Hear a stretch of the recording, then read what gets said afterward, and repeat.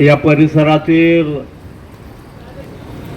आंबेडकरवादी युवा कार्यकर्ते आदरणीय सम्राट भाऊ आढाव आणि भीम कायदा संघटनेचे नांदेड जिल्हाध्यक्ष विलासदादा गजबारे यांच्या नेतृत्वाखाली आणि त्याचबरोबर ॲडव्होकेट प्रसेनजित वाघमारे साहेब यांच्या नेतृत्वाखाली त्या वांगचूक साहेबांच्या आंदोलनाला पाठिंबा देण्याचा हा कार्यक्रम आहे। आणि अण्णाभाऊ साठे पीपल्स फोर्स या संघटनेचा संस्थापक या नात्यानं अण्णाभाऊ साठे पीपल्स फोर्सच्या वतीनं देखील या वांगचूक साहेबांच्या आंदोलनाला मी पाठिंबा जाहीर करतोय, त्यांना समर्थन देतोय। मित्रो, गेल्या 20 दिवसापासून सोनम वांगचूक साहेबांनी उपोषण धरलेलं आहे जंतर मंतरवर। या देशामध्ये जे काही विद्यार्थी शिकत आहेत, गोरगरीब लोक, आपली मुलं अधिकारी झाली पाहिजेत, डॉक्टर झाली पाहिजेत, इंजिनियर झाली पाहिजेत, कमिशनर, कलेक्टर, SP झाले पाहिजेत, याच्यासाठी जीवाचं रान करत आहेत। प्रत्येक मायबापाला आपल्या लेकराचं चांगलं झालं पाहिजे ही अपेक्षा आहे आणि त्याच्यासाठी त्यांना एक बाप म्हणून, एक आई म्हणून जेवढं कर्तव्य करायचंय ते करतायत।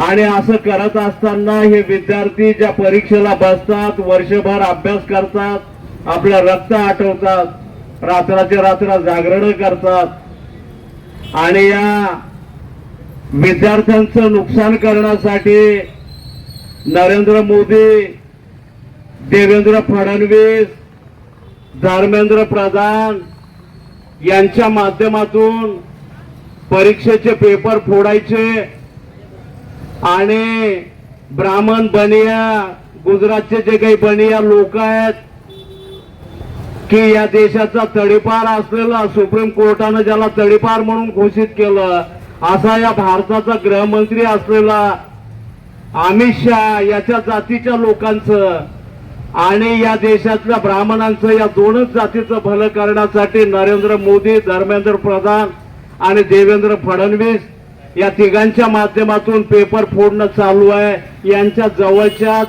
यांच्या जातीच्याच लोकांनी पेपर फोडलेले आहेत। बाकी या देशामध्ये हजारो विद्यार्थी, लाखो विद्यार्थी वेगवेगळ्या जाती धर्माचे आहेत। त्यांच्या मायबापाचं काय, त्या लेकरांचं काय?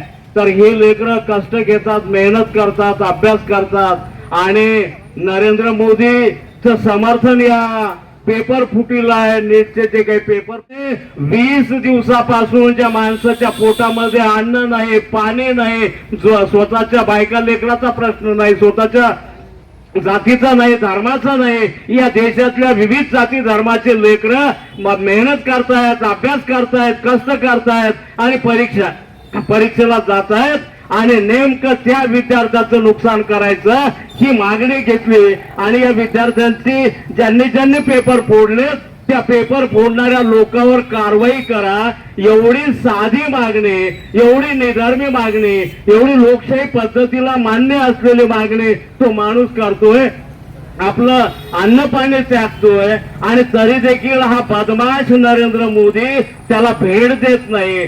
ते ठीक आहे बाबा, तुझं म्हणणं आम्ही चौकशी करू, एवढं देखील म्हणू शकत नाही। एवढा क्रूर असलेला, एवढा मूर्ख असलेला नरेंद्र मोदी यांचं या मंचकावरून मी जाहीरपणे निषेध करतो। हा हिटलरी मनोवृत्तीचा आहे।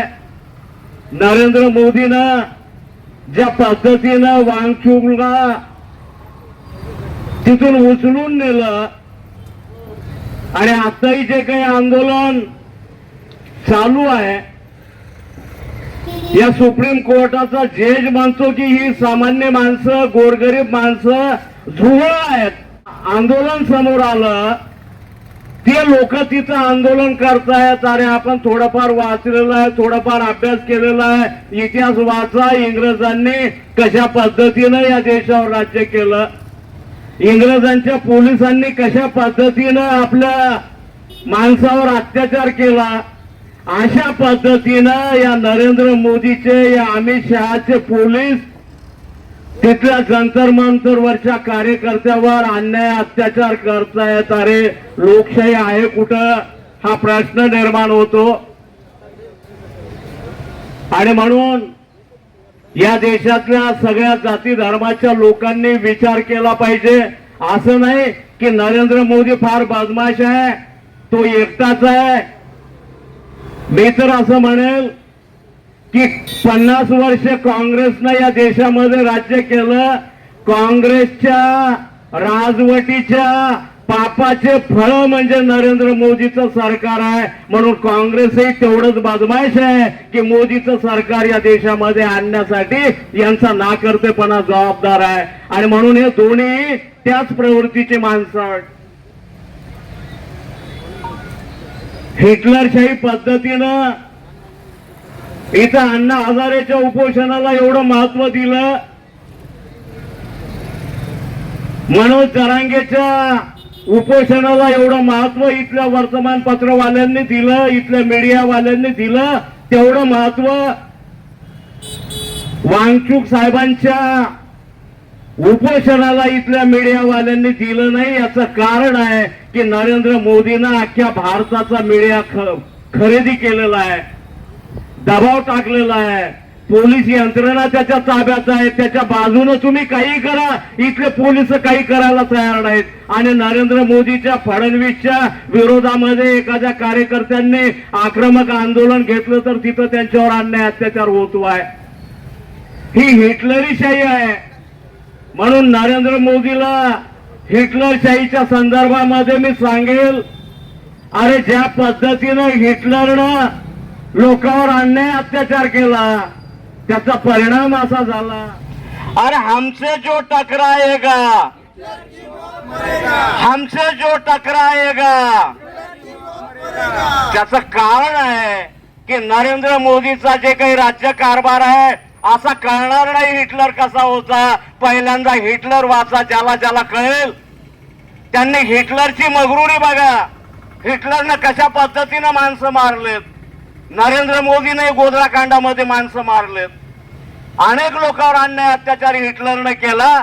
त्याचा परिणाम असा झाला की हिटलरला सायनाईडच्या गोळ्या खाऊन मारावं लागलं. विनंती केली त्यांनी लोकांना की बाबा मला गोळ्या मारू नका, तुमच्या हाताने मारू नका, मी कारभार केला, मी देशाचा फलाना 30 मार्कांवर होतो आणि मला माझ्या हाताने मरू द्या, तुमच्या समोर बसून मी सायनाईडच्या गोळ्या खातो. असं गांडूची शरणागती त्या हिटलरनं पत्करली. अशाच पद्धतीची शरणागती पत्करण्याची वेळ या नरेंद्र मोदीवर आल्याशिवाय राहणार नाही. यानं मीडिया खरेदी केलाय, यानं सगळ्या यंत्रणा, निवडणूक आयोग असेल, निवडणूक आयोग देखील स्वतःच्या ताब्यामध्ये घेतलेला आहे. अशा पद्धतीचं सीबीआय असेल किंवा सुप्रीम कोर्टाचे सलग काही निर्णय असतील, हे निर्णय देखील नरेंद्र मोदीच्या इशाऱ्यावर फिरत आहेत. एक बाबासाहेबांच्या विचाराचा कार्यकर्ता म्हणून एक वेळेस नरेंद्र मोदीला धन्यवाद देखील देतोय. अरे ओबीसींची मागणी आहे की ओबीसींची जनगणना करा म्हणून, करत नाहीत. महाराष्ट्र सरकारचं एक पत्र आहे, गाढवांचं सर्वेक्षण करा.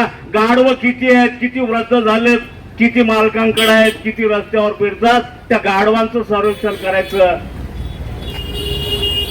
आणि ओबीसींची मागणी आहे, त्यांच्या मागणीला कुठलंही महत्व या नरेंद्र मोदीच्या काळामध्ये नाही. या देशातले अन्याय अत्याचाराचे एवढे प्रकरण घडू लागलेत. पोलीस प्रशासनाच्या विरोधामध्ये इथली सर्वसामान्य माणसं तेवढ्यापर्यंतचा पाठपुरावा करू शकत नाहीत आणि त्या फायली तशाला तशा बंद आहेत.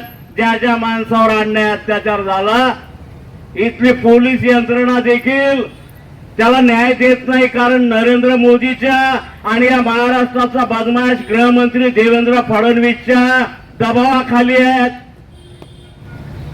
गोरगरीब माणसाला इथलं पोलीस प्रशासन या देशातलं न्याय देत नाही. ज्या ज्या माणसावर अन्याय अत्याचार झाला, ज्या ज्या माणसानं न्याय मागण्याचा प्रयत्न केला ते मर्यादेपर्यंत न्याय मागण्याचा प्रयत्न करतात आणि त्यांच्या फाईल क्लोज होतात. तुम्ही काहीही करा, तुमचं कोणी ऐकणार नाही. आणि या नरेंद्र मोदीला आणि फडणवीसला माझं काही वाकडं होणार नाही अशा पद्धतीची कमेंट झालेली आहे.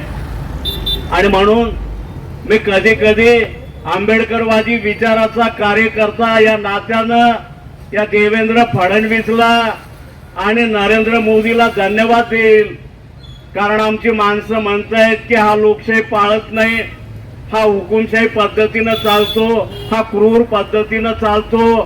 संसदेमध्ये जे काही नरेंद्र मोदीच्या मंत्रिमंडळामध्ये काही मंत्री आहेत ते साले चोर आहेत, डाकू आहेत, मवाली आहेत, नालायक आहेत. असे लोक देखील त्याच्या मंत्रिमंडळामध्ये आहेत की ज्यांच्यावर गुन्हे दाखल आहेत. त्यांनाही तो घेतो. आणि आमचे माणसं नाही हो, मोदीनं असं करू नये, मोदीनं तसं करू नये, फडणवीसनं असं करू नये, फडणवीसनं तसं करू नये. अरे खरंच जर आम्ही वांगचुकला मानत असू की त्यानं काही आमच्या कोणा जातीच्या धर्माचे पोटापाण्याचे व्यक्तिगत विषय घेतले नाहीत, पोलिसांनी त्याला उचलून नेलं.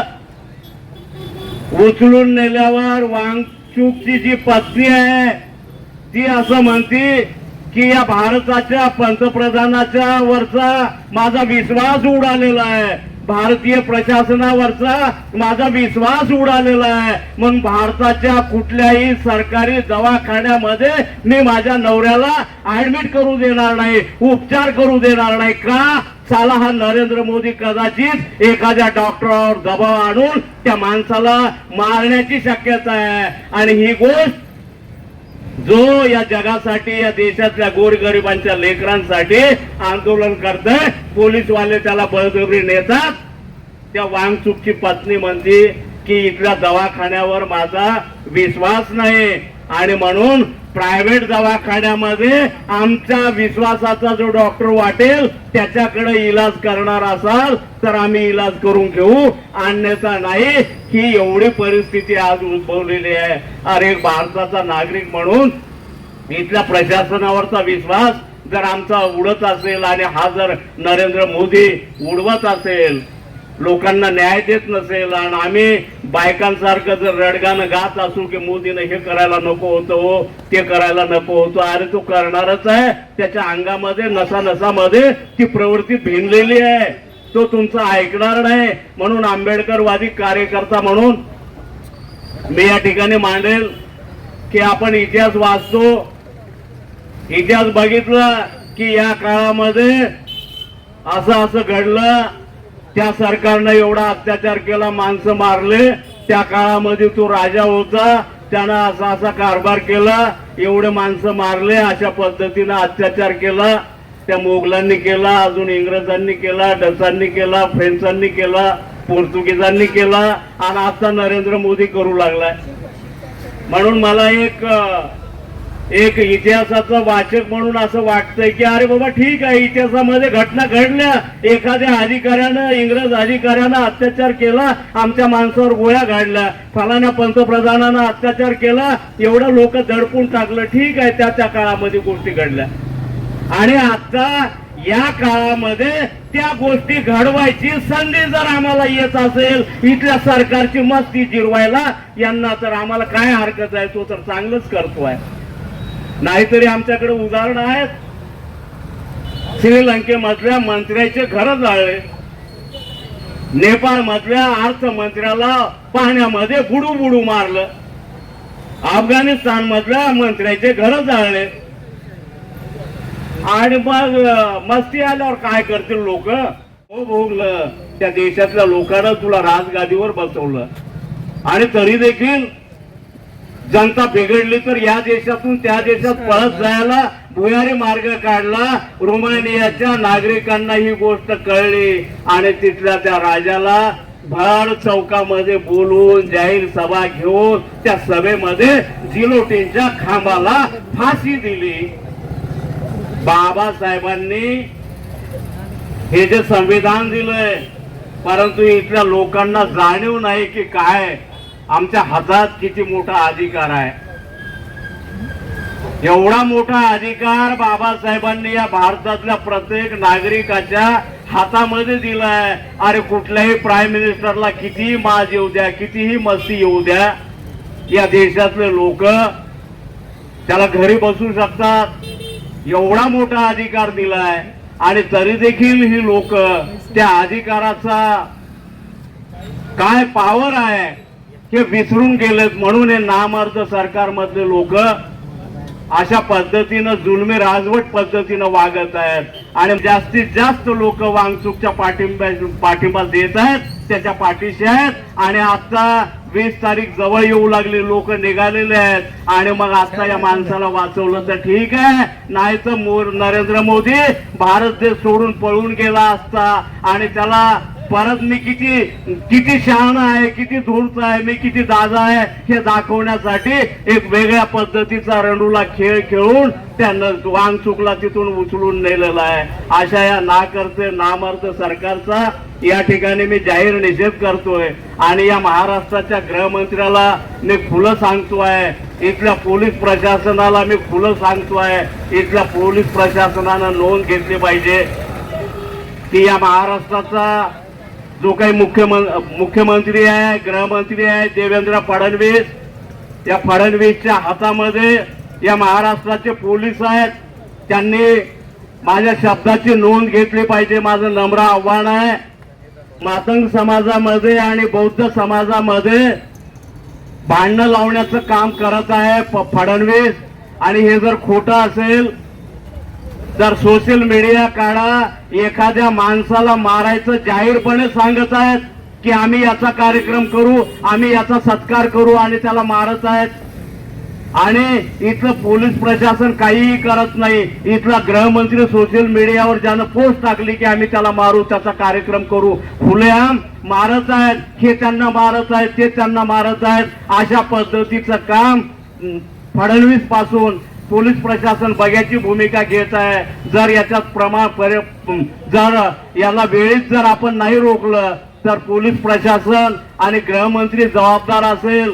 त्याच्यावर जरी कोणी कुणाला सोशल मीडियावर धमकी देऊन मारला असेल, पोलीस प्रशासन दखल घेत नसेल तर पोलीस प्रशासनावर आणि देवेंद्र फडणवीसावर गुन्हा दाखल झाला पाहिजे. अशा पद्धतीचं मी आव्हान करतोय. आणि परत एकदा या आंदोलनाला जाहीर समर्थन देतोय आणि थांबतोय.